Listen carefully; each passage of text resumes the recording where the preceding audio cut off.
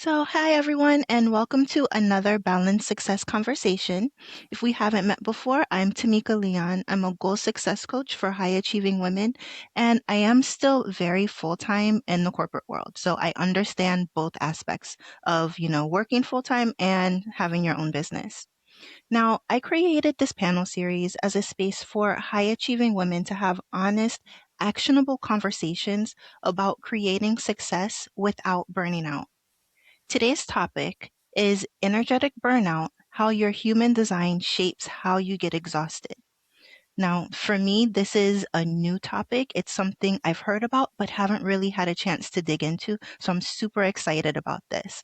And I'm really excited to welcome these two incredible panelists who bring a wealth of experience, insight, and real life strategies to this exciting conversation. Now, let's get started. So, I'd like to begin by having each of our panelists briefly introduce themselves. So, Kim, would you like to kick us off? Sure. Hi, everyone. I'm Kim Romain.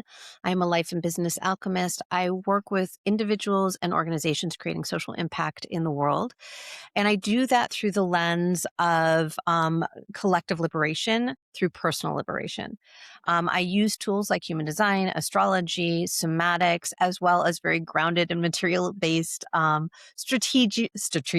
There we go. Strategies. I like That's a strategy big today.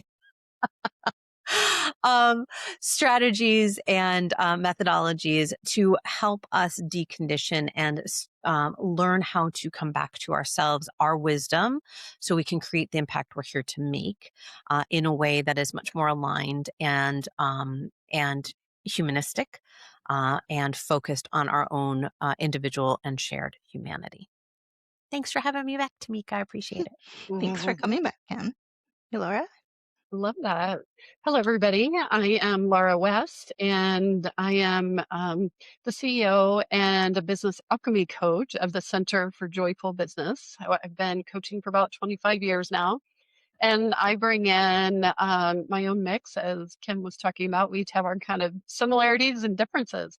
I bring in quantum human design, Akashic records, EFT tapping, trauma informed coaching, coactive coaching to really help leaders, conscious entrepreneurs realize what their limits are, what their self limiting beliefs are, their limiting stories that may be old conditioned stories that no longer work for them to really step into their potential. And yeah, and I'm really excited. I'm the author of a brand new book called Scripting Your Success Magic Journal. It's all about writing the story, right? Writing the new story where you already are successful and in your highest potential.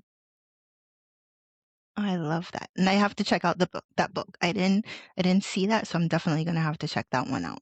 Yep, thanks.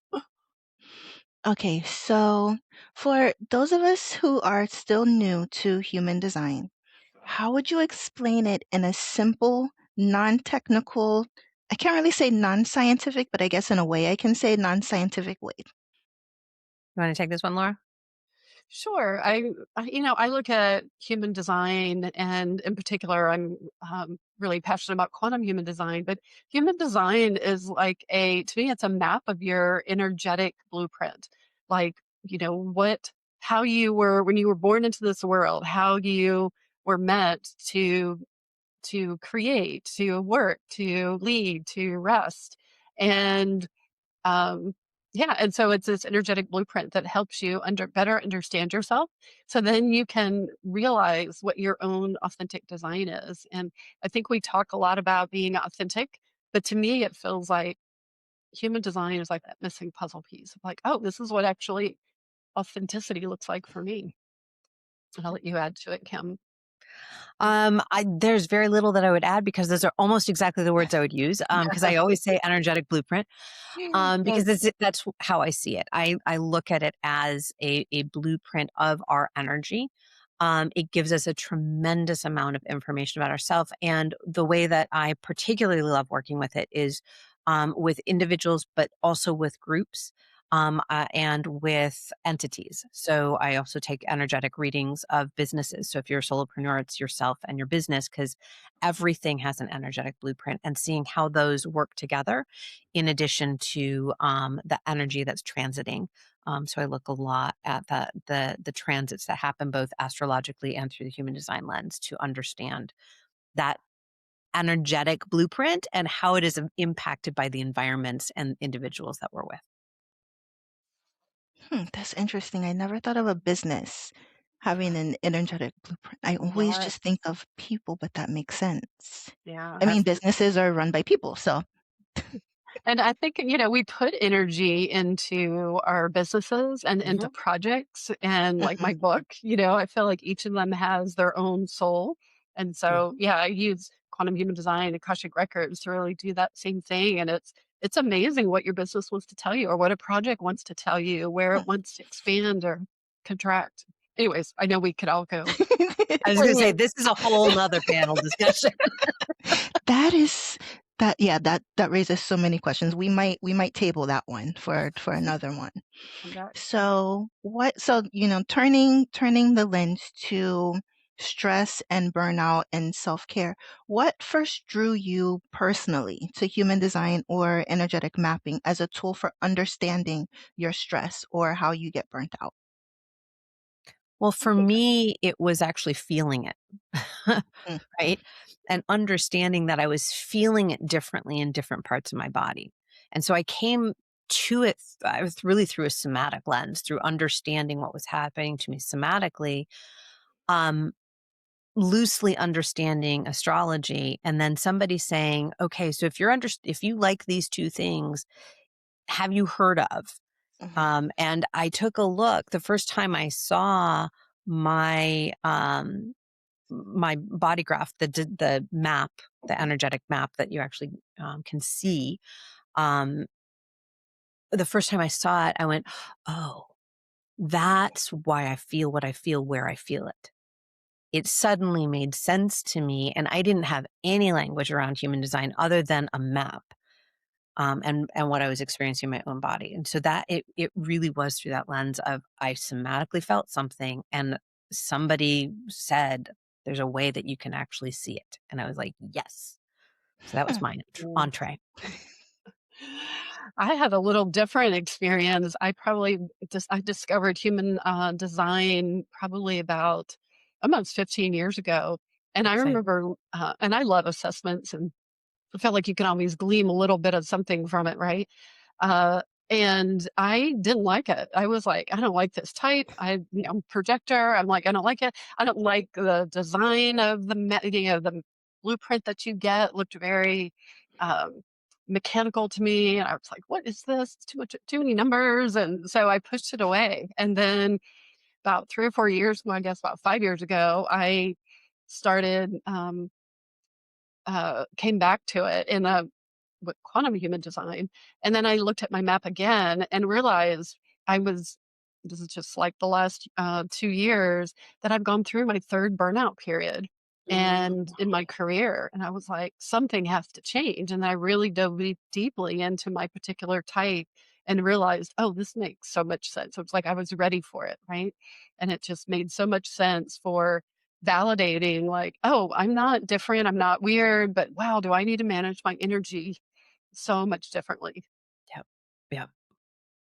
that makes so much sense. And it's funny because as you said that, I thought about so just before we went live, we were looking at my chart, and I'll share that just so I can show what a chart looks like. But what we were talking about is how I process information. And for some reason, I wasn't like I understood it, but it brought something else to light for me because recently I realized I like looking at data and doing like different charts and then using that information to make process improvements. But now it makes sense Hmm. because that gives me that space to say, okay, this is the data, and then I take the time to look at that, and then I can make a decision. But before that, I would just look at everything and try to do all of the things without taking the time that I needed, which is showing up in my chart. Sure, because that's the systems have trained us to do. That Yes. is Yes. okay. That makes so much sense because I'm like, why am I like this? Why do I like doing that, but not this? That makes sense now. Yes. And we're so conditioned that everything has to be fast. We have to come together in a meeting and come together and it's like process the information, make a decision fast. Some people are naturally wired for that. Others, like I'm Yeah. not wired for that. I like to have my own little, let me go away, let me look at it. And then I feel that energy alignment. And it's like, there's no stopping me then. Mhm. But it's like Yeah. until that energy alignment's there. Yeah. Yeah. And it's all in And your it is chart. interesting because I am so sorry. Go ahead, Laura. No, go ahead. I was gonna say as a manifesting generator, I am designed to go fast, cut corners, move quickly. Yeah. And when I learned about my own burnout and what was affecting it, because I have an open head and an open root, and having that sandwich feeling of I need to do it on somebody else's timeline, Yeah. leaning into that sense, and that's more technical than we need to be, but leaning into that sense of saying, oh, I need time to be with the stuff, do the things, step away, come back in, and then I move fast. Because if I don't Mhm. allow time for my emotional wave, if I don't allow time for me to find my own right timing, and I feel that external pressure, then I'm making misaligned decisions and I'm burning myself out because I'm saying yes to a misaligned yes.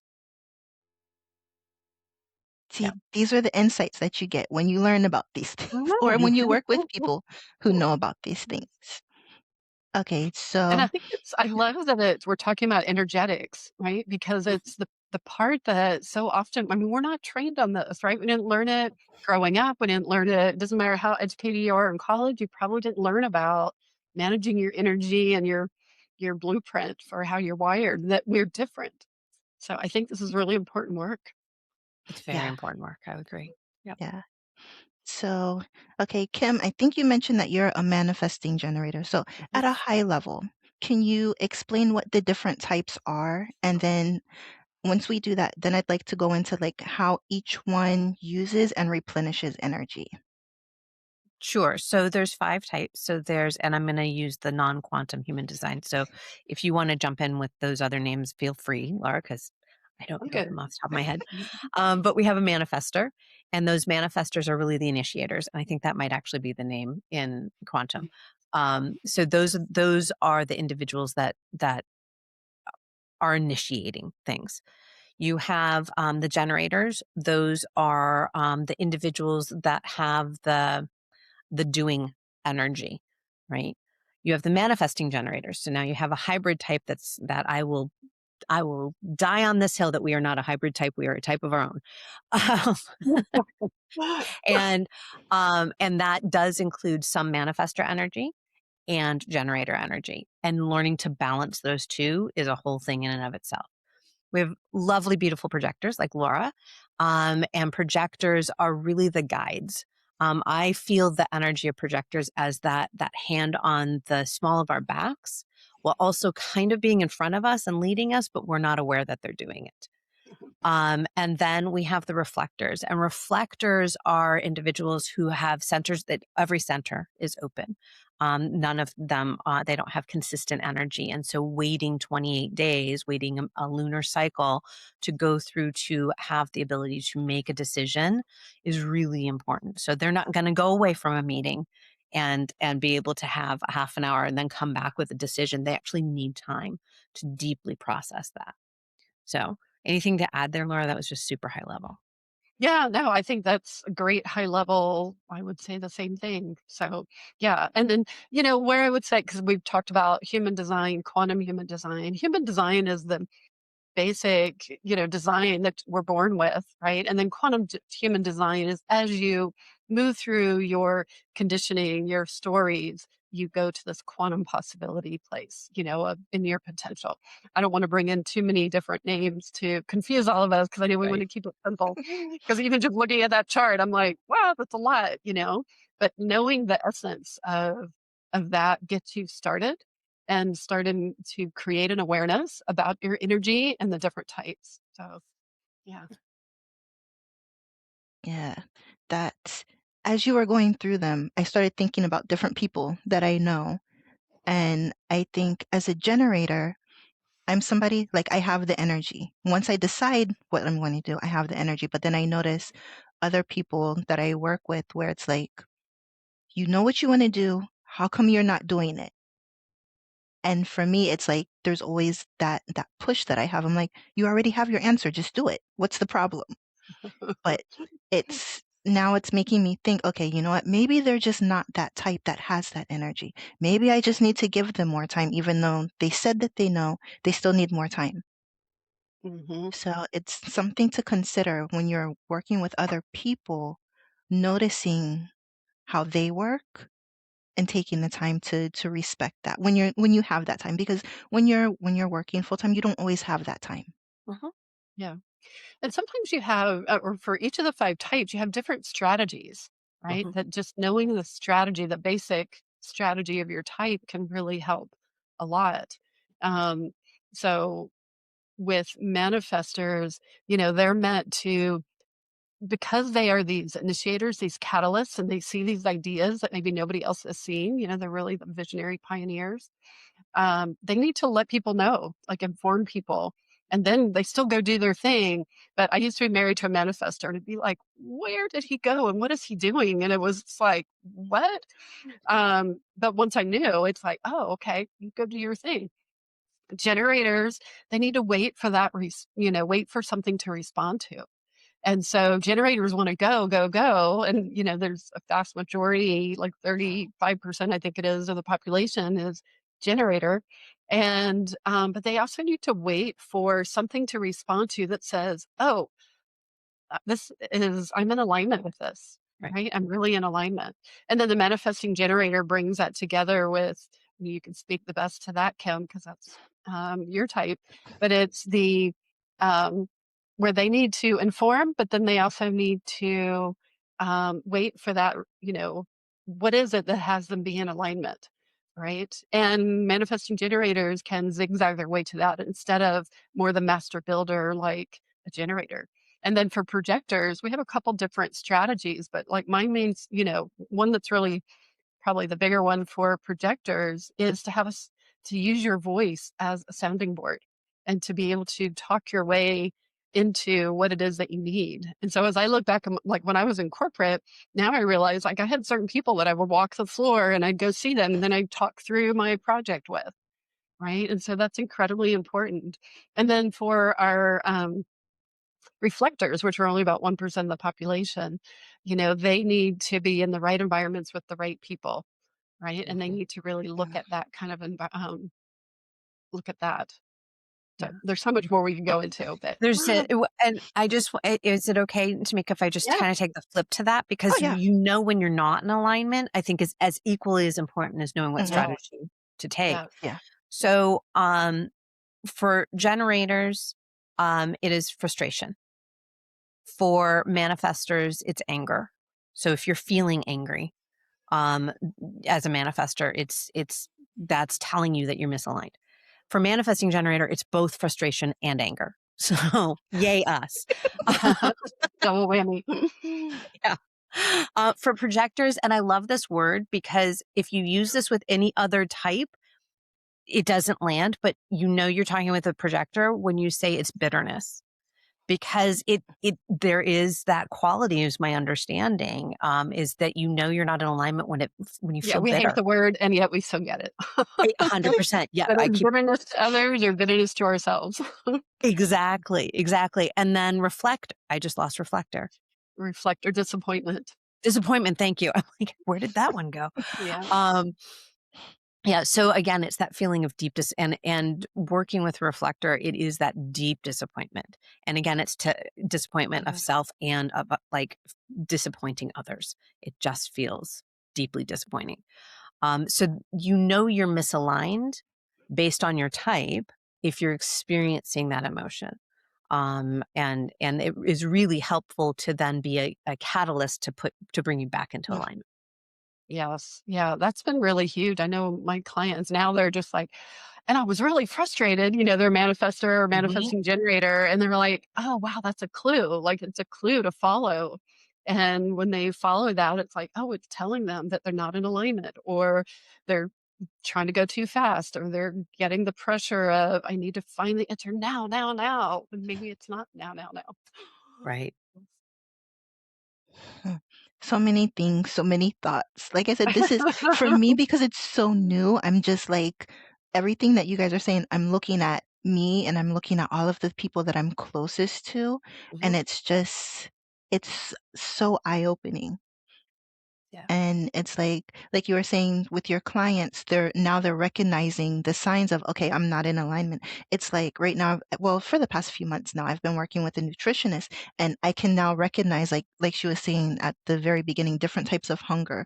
And it's like, because I've been working with her for so long, it's automatic. I recognize it now. Mhm. So as you work with your, human design, as you Mhm. understand it, it'll be easier to recognize when those signs show up. It's like, oh wait, I'm not aligned. I need to step back, and this is how I can get back into alignment. Right. Yes. So I love that. And yes, the frustration is real. Totally. It is no, and let me tell you, when that partners with anger, Jesus. Oh, I can imagine.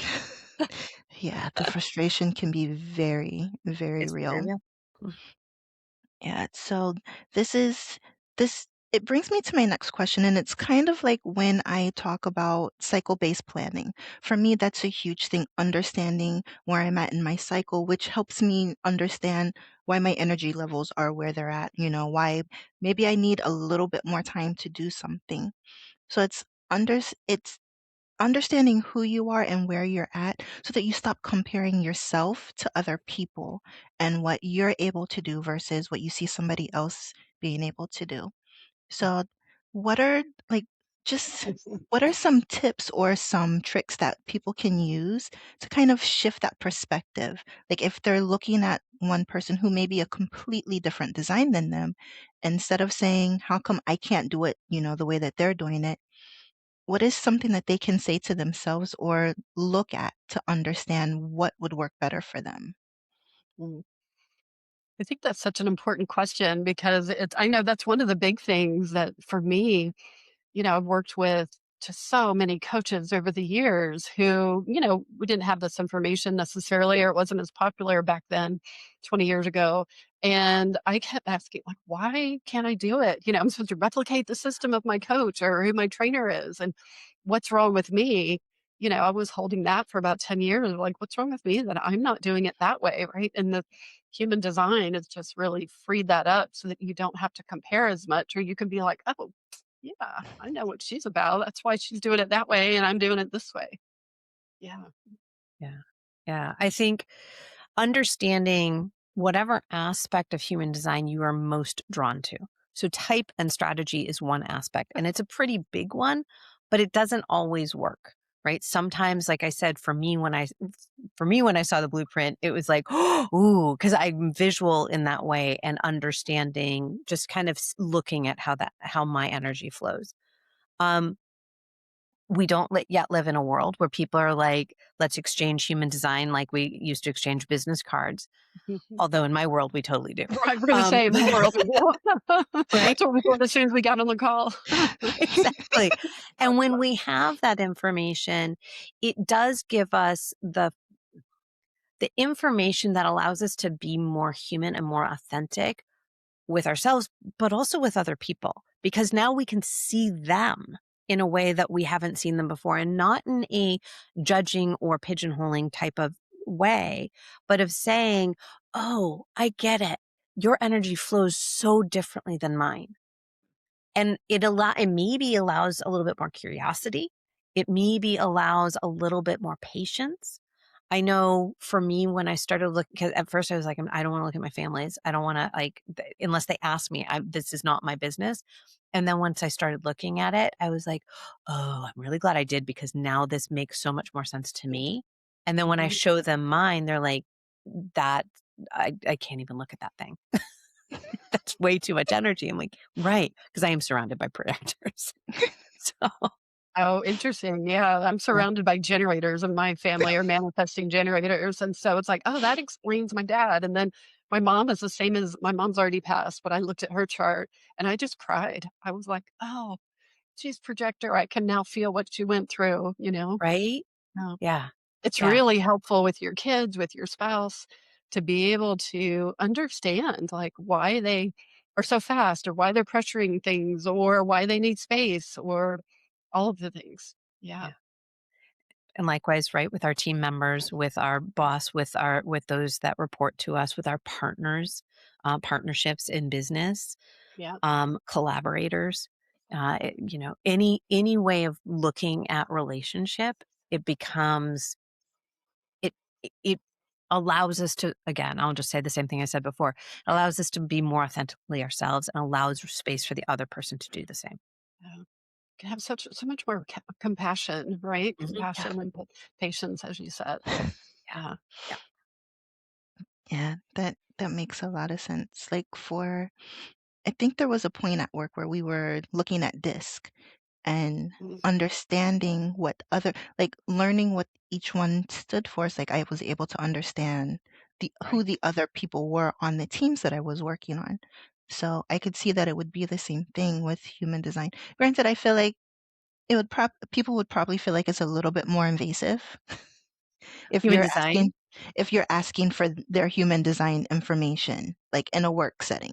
So in a work setting, and Laura, you may have some insight on this as well. What I have found is I don't actually share the charts with the team. Okay. Is I'm the only one that holds all of that information. What I do share with the team are energetic profiling of the team, Hmm. and then showing how the energy is different for each individual on the team.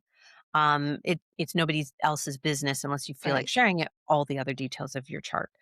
I find it to be even more so somebody who I've done a lot of different assessments and utilize a lot of different assessments that I actually layer into each other when I work with groups and individuals. It is things like DISC and even the Enneagram and Mhm. MBTI and all those others. Those can shift during our lifetime. And actually, what I have found in my research is that those all point actually to our conditioning because they point to where we have created ways to show up in the world that often show us where our shadows are, show us where we feel more challenged in our lives. And so we create these systems and ways of being, and that shows up in DISC, MBTI, Enneagram, and many, many others.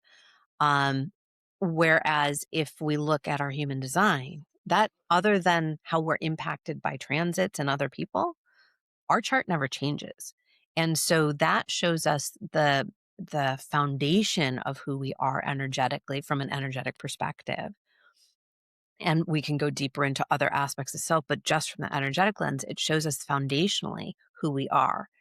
And then we can look at all these other things and say, oh, okay, now I understand how I've been adapting myself. And then you get to be in choice. Do I want to stay in that adaptation or do I want to work with that adaptation to decondition it? Mhm. That is, I love that. And it makes so much sense. Mhm. I Yeah. just keep saying that. Like every time you guys, it's like a whole new insight for me, a whole new way of looking at it. And that's really why I wanted to have this conversation because I've been in like the leadership trainings where we've done the MBTI and I did recognize that there was one, I had just become a manager for the first time and mine had changed. Mhm. And Mhm. I realized I was like, I thought they said that these don't change. Right. But it was very slight because they gave you percentages. Well, not really percentages, but they gave you like a range. Mine had went over to the other. So for the Myers-Briggs, I'm an INFJ. Mhm. I had been a manager maybe a couple months. I had just gone over to INFP just by like 1 point. Right. So I And I have the was like, same exact one. Yeah. I do too. Same. So it's funny. They say INFJs are the most rare, but the people that I seem to find the most often are INFJs. Yeah. right. Yeah. Maybe we Right. just attract each other. I think so. Yeah. I think so. We can Just see each other. intuitively, right? Mhm. Yeah. So, but Wow. it's really interesting because DISC actually no, with the Myers-Briggs, It was either that one or DISC, where it was the first time somebody told me I was an introvert. I was like, I'm not an introvert. It's like I'm fine once I get to know the person. And then I was like, oh, that's what an introvert is.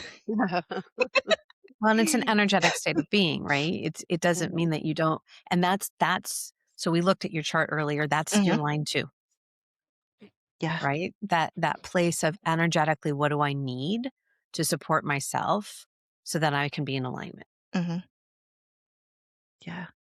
Yeah, and the thing is, growing up, and I don't know if that was just like a generational thing, but I feel like growing up, they always just made it seem like, I was shy. So I was like forcing myself to be more extroverted.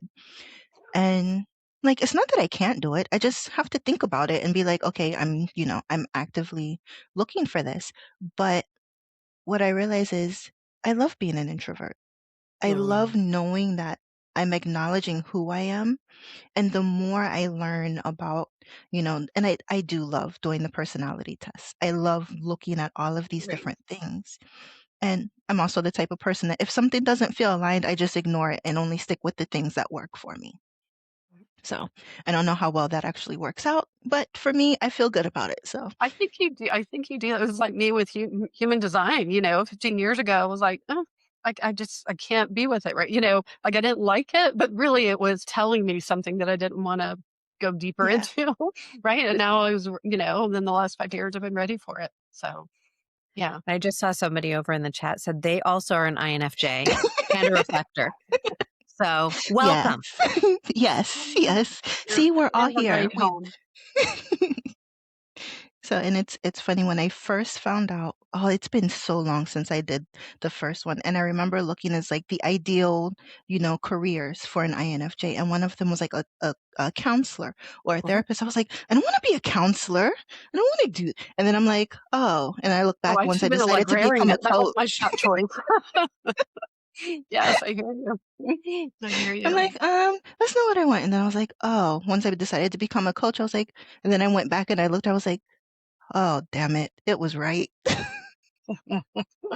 And it's this that's the journey that we take, right? Yeah. And that's Mhm. what I think is also so cool about any of these systems, particularly what I love about human design is that we can see our growth, right?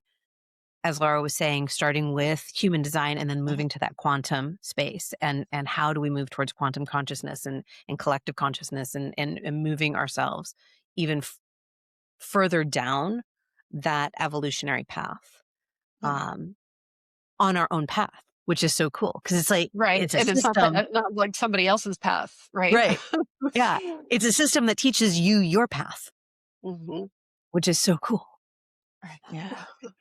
Yeah. So I do want to share my chart just so we can show everybody what it looks like because to me honestly, the first time I saw it, I was just like, I have no idea what this is. Just tell me who I am Mhm. and what I need to know. Yep, yep. Yep, So That's what most people feel like when they look at right. it, I was like, right? well, same thing. Yeah, too so many but numbers, too many words. Yeah, yeah, I was like, Just pull that's out that's the a bigger lot. pieces. Yeah, yeah. Yeah. yeah, You start with certain things. Yeah. So yeah. let So if you want me to share it, we can start to show people kind of what those higher things are. yes. Let's see. Let me get that pulled up. All right, I just had it. And I just want to make sure we Oh, don't there get we too buried in the Yeah, go. Yeah. chart, in the because it's granular. so easy to go there forever. And I do want to make sure we get to the, you know, what's helping with prevent Yes. burnout and exhaustion and stuff. I'm just, Exactly. you can do what you want, obviously, it's your call, but I just want to make sure But I know yeah, we we're can just go deep with all of this.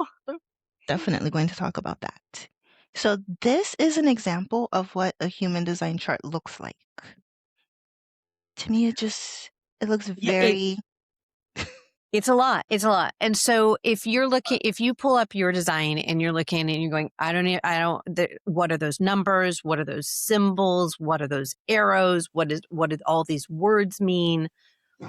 The way that I first looked at mine, and this is honestly to this day how I first share a chart with any of my clients, is I say, so the information that I'm going to give you on how to quote unquote decode your map is to look at the centers that are either what you can use one or two words, open or undefined. Those are the ones that are in white, and the centers are the triangles and the squares and the diamonds that are inside all those lines. You look at the centers that have white in them. Those are where you have inconsistent energy. That is where you receive the most external conditioning, and where your shadows very often show up. When you look at the ones that are colored in, so in Tameeka's, they're beautiful purple and pink and yellowy orange. Those colored in are where you have consistent energy. Those are where your deepest internal existing wisdom occurs. And I paused there because in our lifetime, our actual deepest wisdom comes from those open ones. But this is what we're born into the world with, are those defined centers. And so just looking at it, and then you have channels, but you don't need to worry about those. Those are the lines that connect them. Just looking at it, how do you feel energetically in looking at your own map? And so, Tameeka, we kind of asked you that before we started. When you look at yours, what do you feel? For me, actually, I've had a few thoughts about this. I definitely feel this. We did mention about this part being more open, and I'd like to, pull in all of the information, and then down here is where I take the time to really digest it, because that was my question. What does the digestion mean? But now I'm also wondering, so this is more of a I this is more of a question that I think some women can ask, depending on your age. So, with my age right now, I am in the early stages of perimenopause. One of the things I'm wondering, and this is based on a conversation that I've had with my sister-in-law, who experiences hot flashes differently from me. So I'm wondering if these show, like where all of these are colored in, if these would show more of where that energy is coming from, because this is more where I'm feeling it. So do any of these relate to what you would feel physically in your body at any given time? Or is this more of how you operate, like throughout your day? Well, I mean, I think our body is always giving us information, right? And so our body is always telling us, and for everybody that is experienced a little bit different. So I think it's right that you're each listening to your own individual bodies, because it's just like these charts are very different. Our bodies tell us information in different ways, right? And we're more aware of certain parts of our bodies. Like you might be more defined, in the lower, and so you're going to naturally get more lower information, right, in the lower parts of your body. I'm defined in my heart and my throat, and everything's in my throat. you know, Everything, all the signs and symptoms show up: heart, throat, all of that.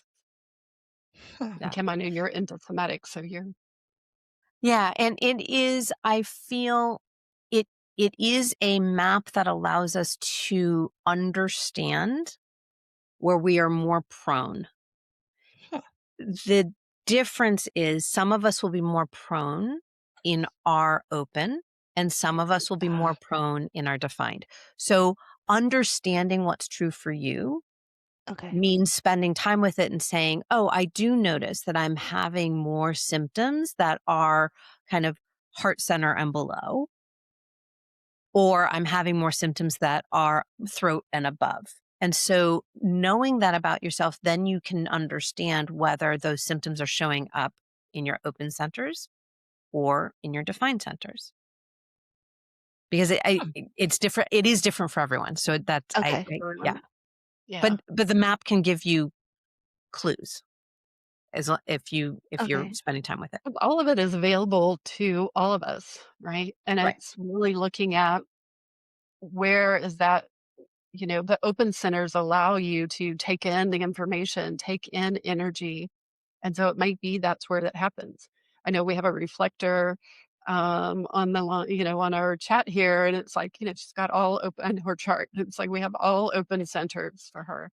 And so Ah, she is going to be taking in that information. So I think the biggest takeaway, if I could do anything today, would be like to practice listening to your body, Yeah, and 100%. practice like what happens when I go to this place? Do I consistently get this kind of information? Or, does it tell me to stay? Does it tell me to go? Paying attention or with a certain person or an idea or a project. And so listening to your body, and the more you do that, the more it will tell you. Yeah.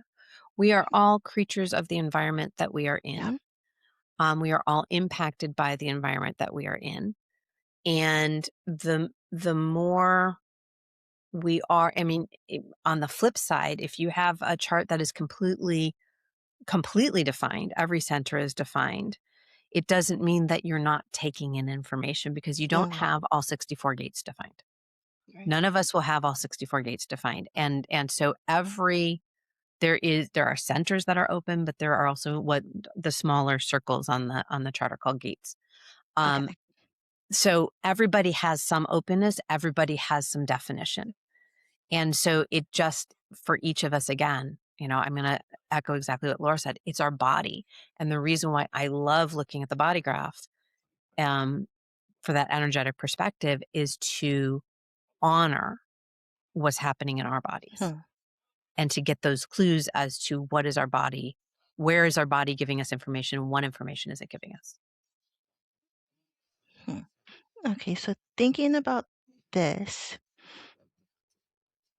I'm trying to think because I feel like I listen more here, but I'm trying to listen more here. I'm trying to get to the point where I listen more here. But I feel like I try to do this first. Like this is it's probably just a habit. It probably is conditioning where I try to do everything up here first, but I am trying to get to a point where I take it from here, give myself all of the time that I need. I am getting better, but and then bringing it back up here. Yeah. And again, to echo what Laura had said is right. Without the specifics of your chart, it is how do we filter in information Mm. and how do we listen to our body about the information that has filtered in. And I So think it's a lot of us, are conditioned that it needs to start at here first, right? Hmm. And in a certain way, right? Where we're actually more in the I got to have the answer versus, tapping more into that intuitive place. And so it's like a lot of us live from our necks up. That's what we learned, And so to go down into our bodies and really have that share information. I mean, that's a practice, right? These are all practices. Yep. But yeah, there's so much more available when we do that. Yeah. yeah. So okay, so looking at this, I'm going to close this down now because it does take me to the question about how we feel burnout and Mhm. how we can understand when it's time for us to make that change in what we're doing. So for me, I notice when I'm really starting to feel burnout, I feel a lot of pressure in my head. Mhm. That's where I notice it the most. And I feel like sometimes that's my body's way of getting my attention because that's generally one of the first things that'll say, okay, I need to stop. Whatever I'm doing, I need to stop.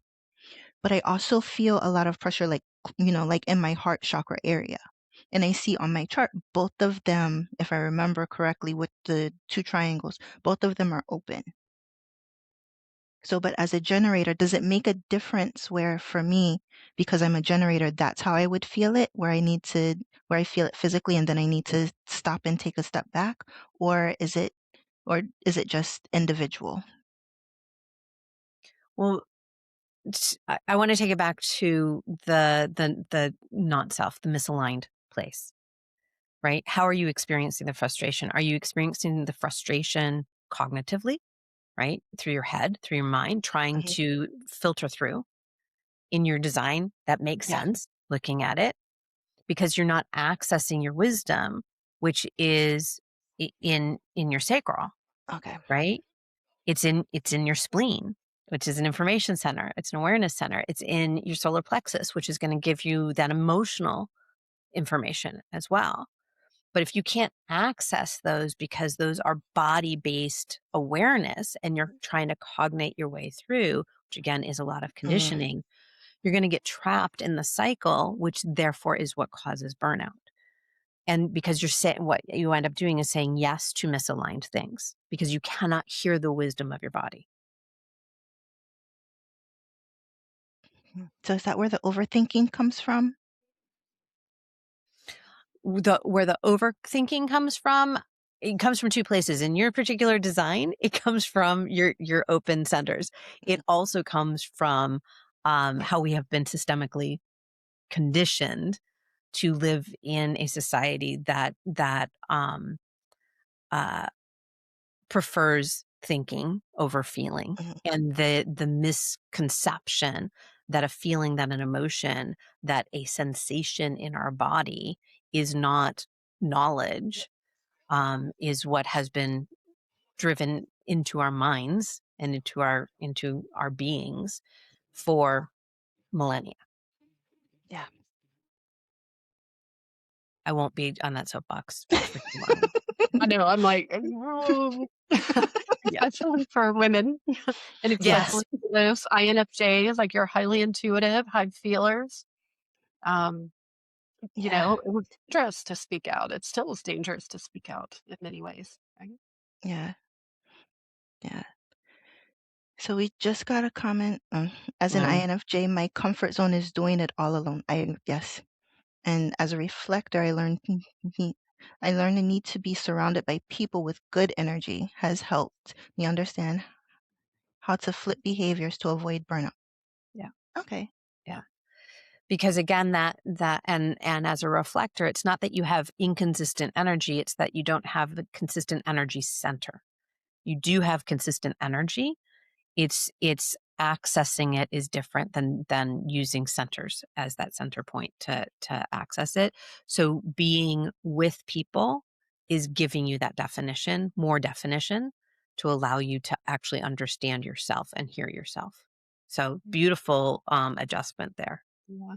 And with the right people, right? The right Yeah. people that are in alignment with who you are and how you want to be in the world. Yeah. It's key for um, reflectors in particular and somewhat projectors as well. I think a Yes. lot of us can feel that with people, right? In all different ways, but it's like a lifeline for reflectors. Yeah. I would say for anybody, because I've actually seen many gens. I've actually seen every design that has like three or less centers that are defined. And when you Yeah. have so much open, it is so much more important. Even those of us that have more, I have 5 centers defined. Even those of us who have more, we need to be in alignment with the right people, or in the environments with the right people. Because Yeah. if we're with the wrong people, then that's triggering our shadow and reconditioning the conditioning that we're wanting to decondition. Right. Exactly. Exactly. And I think going forward in the world, it's like we're creating those communities Mhm. where we feel like we're with the right people, that can support us and understand things like being an INFJ and understand human design, right? Yep. Yes. So, what is one small shift that each energy type can make to reduce their daily depletion? Mhm. Or even, well, no, I think most people have at least a little bit of depletion each day. I think it just looks different for each type, I think that, like a manifester, because they are that catalyst, typically come up with these ideas that haven't been seen before. They do need also, when they're not in that creative spark, they need to have a really nourishing environment and have some downtime and to allow that for themselves. The generator has so much energy available, they need to make sure that they're actually running that energy during the day, or they might have trouble sleeping, so it's like whatever Yeah. that looks like. I know I have a generator client. We did a reading and she's like, oh, I absolutely have to go to the gym every day and I've got to get on that treadmill to deplete some energy. So it might look like physical energy or it might look different for different types of generators. And then a manifesting generator, um, has that combination, but it can look, um, they need huge permission to be able to explore, Yeah. and to be able to, um, do the different things and see what's here and what's over here. And I say often that they zigzag their way to success because they just intuitively know, and they need to give themselves permission to be able to do that. I think it was a lot of permission giving. For projectors, we need a huge amount of rest, like actual physical body rest and rejuvenation. And so it's like, of course, I call myself joyful business because it's like going into that deep joy helps resuscitate, right? And allows me to actually step into my leadership. It's not always physically being in my leadership, in that way. Yeah. And then I think the calibrate or the reflectors are like that as well, where they need that right environment, right people. Like it's just essential that they have that, and they need that rest, but differently than projectors, manifestors tend to need lots of rest and downtime. And again, not to say that every woman doesn't need rest and downtime. Yeah, it's what I was gonna yeah. You I was gonna know? say, that's just good just to know, even if you don't know your type, right? And Yes. or if your type doesn't resonate with you, because there are some people where it's like this just does not resonate with you, and that can happen, or human design doesn't resonate with you. Or I you're want not to go ready. back to the I body. wasn't ready for it, 10 years ago. Exactly. And so I want to go back to the body and just say, y- if you feel any of those things, if you feel frustration or anger or disappointment or bitterness, allow yourself that space to step out, to give yourself a pause. Does your body need to move? Does your body need rest? Do you need to be with people? Do you need to be alone? All of that is reflected in your chart 100%. Yes. And if you don't know your chart, if you don't want to look at your chart, just feel those feelings. Notice that they are there. Pause, honor what is coming up for you next.